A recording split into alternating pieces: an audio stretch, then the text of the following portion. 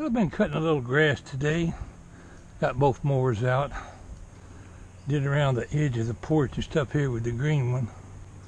Terry Mary might drive it some when she gets home, but I got on my other one. Started cutting. It's been cloudy all day. Got down there at the bottom of the hill and the sky dropped out. It was pouring. And now I've got mowers out in a partially muddy yard. But that ain't gonna stop Pwalpar. We're going down there and get back to mowing. Or we're gonna try. Just tearing up the ground too bad with these positive traction tires. We'll quit. Probably get down there and get drenched again. I had to race up here for the garage when that rain was coming down.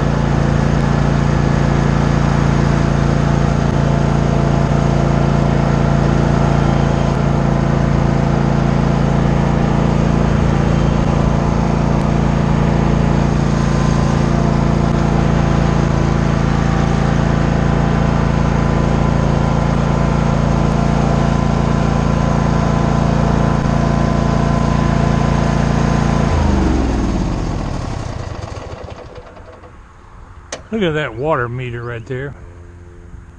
We're in the county, but we use city water. They came out here and put a thing on this meter where they can read it from the highway. So they had to dig out my water valve down in there. Oh, it just occurred to me there could have been a snake in there. Not likely though. Hooked all this contraption up, a new kind of valve. But they were too lazy to dig out the plastic container that was around the old valve. The new one came with a metal top and it doesn't fit.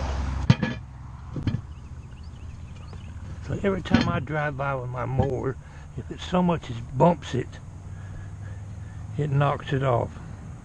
Pretty sorry workmanship. I saw them doing it and should have mentioned it. This thing had a metal base that has to be dug in and put around that water valve. Just sorry workmanship's what it is. They could have put it down in even with the ground and I could drive my mower right over it. But now every time I cut grass, I bump the dang thing. Walter wouldn't be happy if he didn't complain a little bit. Today might be a good day to tell you one of my stories. Let's turn around and watch traffic go by while I tell you.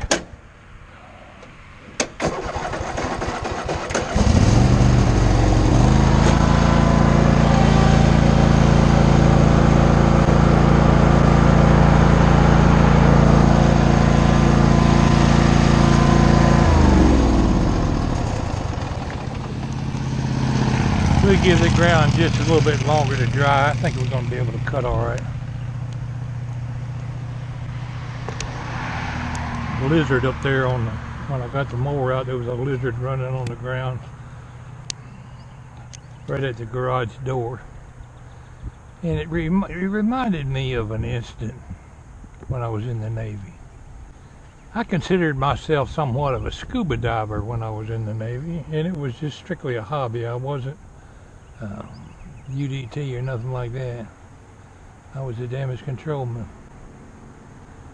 But I took up the hobby of scuba diving and dove in places like Cuba, Puerto Rico, all down in the Caribbean. You can't ask for a prettier place to dive. Well, we were in Guantanamo Bay, Cuba a lot. And had this, well, Guantanamo Bay is a big area. But there was this recreation area. It's like a big cove, probably as far as from here to that red light you see down there at the intersection, a quarter mile away. Some of the prettiest water. You could see the coral reefs down in there. Well, I didn't have my scuba tanks with me that day. I just had my snorkel,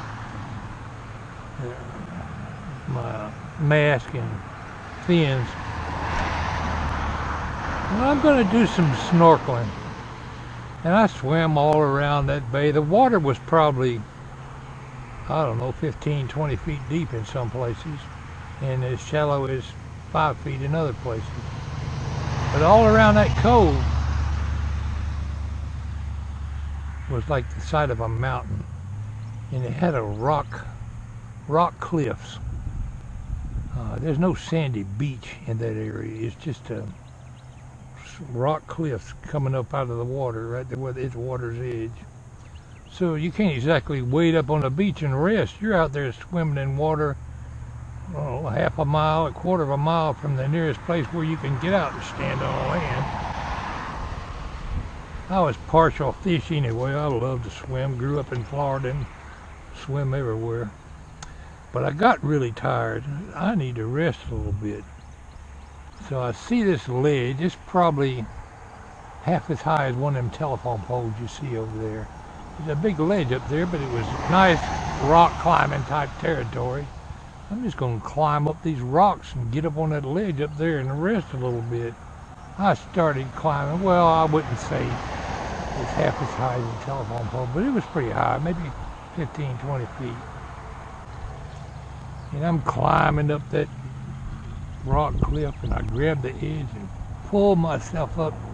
My face is looking over the top of that ledge. Nice big area up there, 5 or 6 feet wide, like a flat ledge. Only one problem was when I pull myself up, I'm looking right in the face of one of them iguana lizards. Now, I had never seen one before, other than in pictures. And I sure wasn't expecting to encounter one. Anybody ever watched my story on snakes and reptiles, you know when I'm caught by surprise, it scared the hell out of me. Anyway, his face was right in mine, and his tongue was licking. Now, he was probably a good 4 feet long. And we face to face. He practically kissing me on the dang nose. And it scared me so bad I just let go of that cliff. Fell back to the water. I thought, oh God, I hope I don't break my neck going down. But I landed in the water. And I decided he could keep that cliff, and I just kind of floated around out there until I got my breath and swam on back to the recreation area. I don't know why I thought of that, but that lizard scared the tar out of me. Let's see, that's going to be the end of part 1 in this video. We're going to do a part 2, I guess. Let's get to mowing, Walter.